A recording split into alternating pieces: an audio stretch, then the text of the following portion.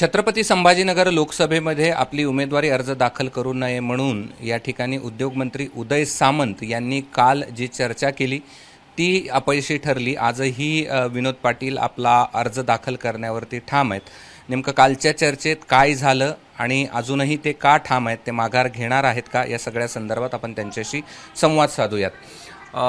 काल नेमकं काय घडलं आणि कशावरती तुम्ही उदय सामंत यांच्याशी चर्चा केली होती? काल उदय सामंत साहेब माझ्या निवासस्थानी आले।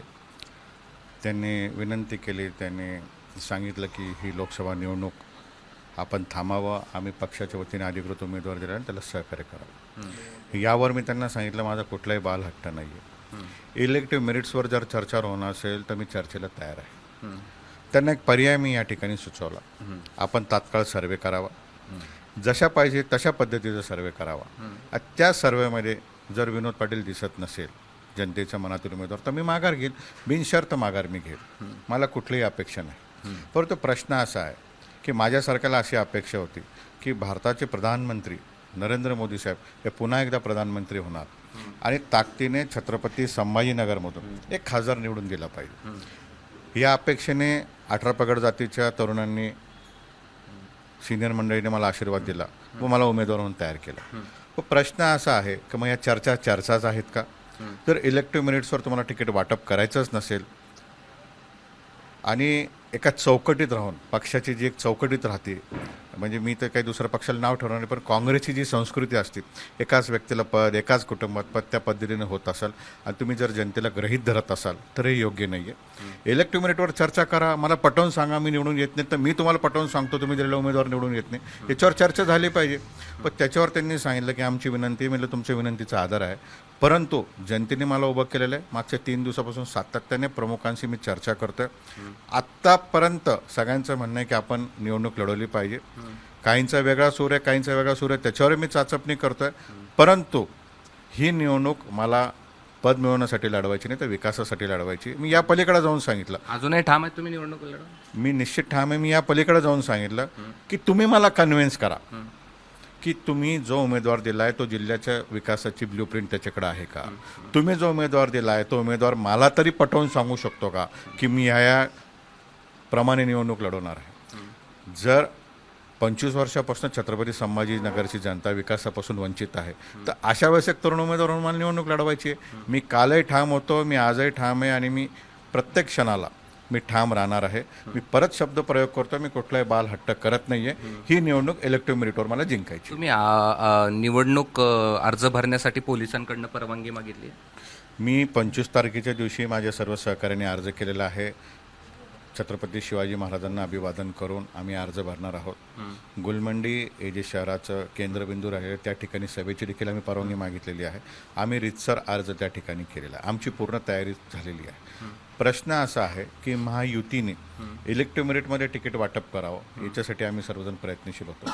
काल माननीय उपमुख्यमंत्र्यांची भेट घेतली, उदय सामंत साहेब आले होते, परंतु याच्यावर जर चर्चाच होत नसेल तर मला विकासासाठी लढावं लागेल आणि मी लढणार आहे। बरं, दुसरं आणखीन मुख्यमंत्री तुमची आज भेट घेणार आहेत? मुख्यमंत्री महोदय आदरणीय, त्यांचं कायम स्वागत आहे। ते जर ते येणार म्हणून कळालं तर मी त्यानंतर त्यांचं सन्मानाने मी स्वागत करेल, राज्याचे प्रमुख म्हणून करेल, नेते म्हणून करेल। परंतु राहिला निवडणुकीचा प्रश्न, मी त्यांना देखील विनंती करेल की बाकी जसं 2 ठिकाणी आपण उमेदवारीचा बदल केला तसा बदल इथं संभाजीनगरमध्ये करावा।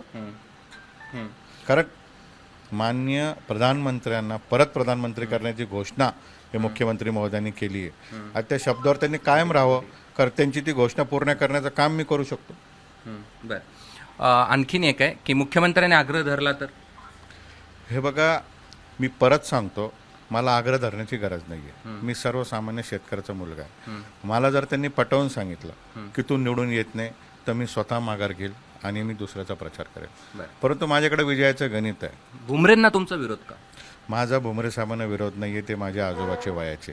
प्रश्न इथं काय चालला आहे की जे लोक मिळून माननीय मुख्यमंत्र्यांना फसवत आहे, जे लोक स्वतःच्या स्वार्थी राजकारणासाठी माननीय मुख्यमंत्र्यांना वेगळ्या दिशेने घेऊन चालला आहे। कोण घेऊन चाललं? 2 आमदार 1 खासदार, त्यांचं कोण आहे ते त्यांच्या पक्षाचे आहेत। म्हणजे आज नाव घेणं योग्य ठरणार नाही, योग्य वेळी नावही घेतलं जाईल, योग्य वेळी त्यांच्या मतदारसंघामध्ये योग्य निवडणुकीची तयारी केली जाईल तो भाग वेगळा आहे. माझा प्रश्न असा आहे की माननीय मुख्यमंत्री महोदय यांची तीव्र इच्छा आहे, कालही होती, माझ्या माहितीप्रमाणे आजही आहे की इलेक्टिव्ह मेरिटचा उमेदवार विनोद आहे.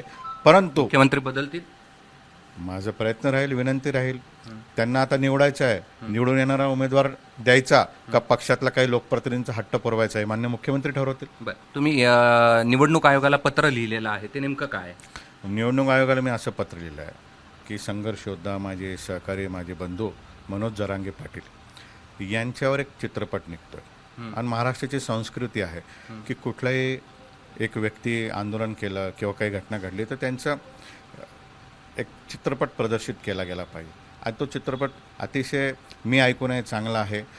तो प्रदर्शित होत असताना निवडणूक आयोगाने त्या ठिकाणी त्याच्यावर बंदी आली. माझं आयोगाला ठाम कायद्याच्या चौकटीत एवढंच म्हणणं आहे की मनोज जरांगे पाटील यांच्या पिक्चरवर का बंदी, मग इतर नेत्यांचे जे पिक्चर्स दाखवले जात आहे, आत्मचरित्र दाखवलं जात आहे, हा निवडणुकीचं उल्लंघन नाही का? म्हणजे एक सर्वसामान्य शेतकऱ्याचा मुलगा आंदोलन करा, तो पिक्चर म्हणून त्याला बघा ना, ज्याला आवडेल त्याला आवडेल, ज्याला ज्यातले मुद्दे नाही आवडणार त्याला नाही आवडणार.